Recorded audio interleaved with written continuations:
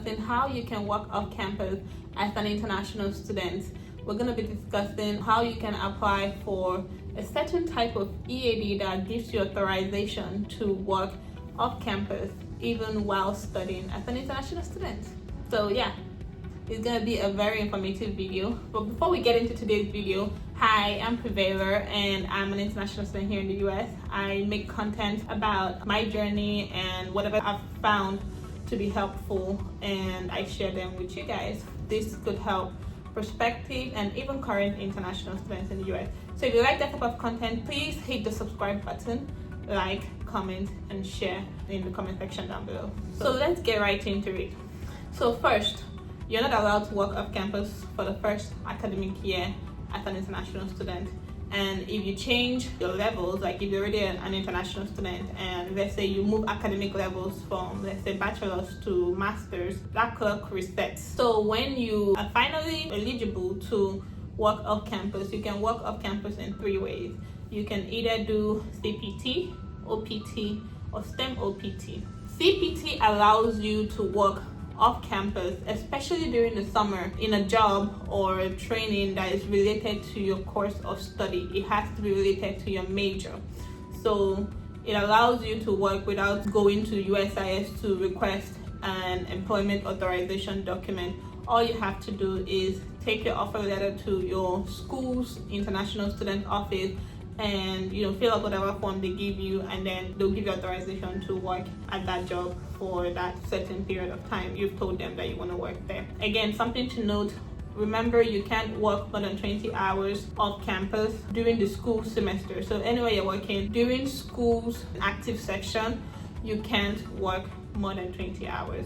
So that's why typically if you're doing CPT, the students usually use it for like their internships in the summer. Another way to work off campus is OPT and STEM OPT. So this one, usually people use it after they've graduated from school and they use it to gain experience in a job or field related to what they studied in school. So OPT stands for Optional Practical Training. STEM OPT is an extension of OPT that the US government allows for students who studied STEM related subjects. STEM stands for Science, Technology, Engineering, and Mathematics. So if you're in a course that is considered a STEM course, you're eligible for STEM OPT extension. So these are majorly the ways you can work off campus as an international student. But today, we're going to be talking about how you can work off campus even while you're still studying in school. Even during school's active session, you can work off campus. Of course, there's still restrictions, but you're allowed to work off campus, and the job doesn't have to be related to your major using this specific authorization that I'm going to be discussing in this video. So USCIS recognizes certain special conditions or special situations where if you apply to them and tell them, hey, I'm experiencing this certain situation and I would like to work off campus, USCIS can consider that situation and decide to allow you to work off campus even while school is an active session. So they call it special situations, and it's 2 major categories. It's severe economic hardship and special student relief. So today we're going to be talking about severe economic hardship and how you can apply for authorization in that specific category. So the first thing you want to do is go to the USCIS website. I'm going to leave the link in the description box below. And you go to that link and look at the underemployment authorization. It's going to show you some of the situations which, if you're in that situation, then you would be considered to be experiencing severe economic hardship. And if you also feel like you're experiencing severe economic hardship and your situation is not written on that page, you can also go ahead and apply. The worst thing they can say is no, right? So first, evaluate your case. Determine that you are experiencing severe economic hardship. Once you determine that, then you can go about like gathering the documents you need to submit to USCIS to apply for employment authorization in that category. Something you can do also is to go to your DSO, your designated school official, who is in the international students department and speak with them about your situation and see what they think and see if they corroborate your idea that you're experiencing severe economic hardship. And if so, they can also help you make your case stronger by telling you what type of documents you should submit.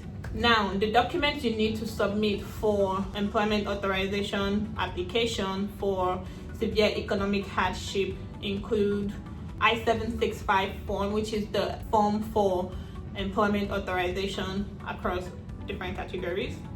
And if you can't afford the application fee, you can submit another form called the fee waiver form, and this is form I-912. This form, you can request them to waive the application fee and tell them why you can't afford the fee.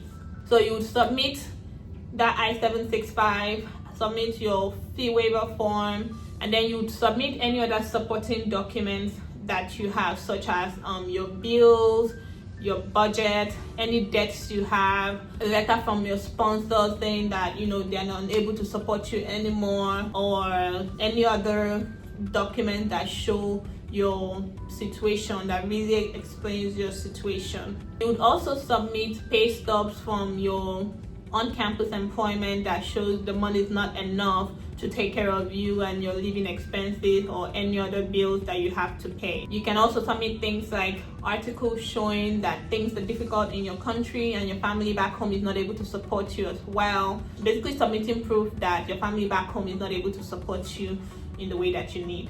Then you'd submit your I-94, your passport, copies of your last EAD card if you've received one before.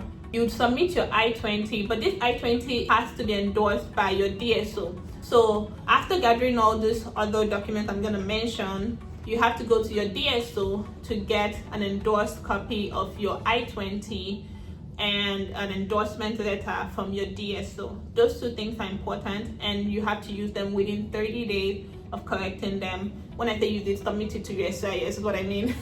So you can't submit your application without those two things. And then you would go on to submit your schedule, your class schedule, the classes you're going to be taking, showing that you're a full-time student, because one of the criteria is that you have to be a full-time student. So you have to be in F1 status, maintaining F1 status, and you have to be a full-time student. One of the criteria also is that you have to prove that this work that you're requesting employment authorization for is not going to affect your studies. And one of the ways you can prove that is by showing them your personal timetable that outlines your day and how you manage your time. So showing your timetable enables them to see that, okay, you've allocated time for this work and it's not going to interfere with your studies. So it's important to prove to USCIS that this work you're requesting authorization for is not going to hinder your studies. Yeah, so those are the things you would need to submit. So make sure to include as much information as possible. You could submit things like your bank statement, evidence of your bills, submit evidence of any debts or collections that you have, submit evidence of if you have medical bills that are weighing you down, submit evidence of that. Submit documents that would prove beyond reasonable doubt that you are in fact experiencing economic hardship. A good way to organize your application is to write a cover letter and write out all of the evidence and everything that you're putting in that packet. Write it all out on that page and include as the first thing that they see when they pull out your packet. So yeah, like I said, to be eligible, you have to have been an F1 student and a full-time student for at least one academic year. You are in good standing.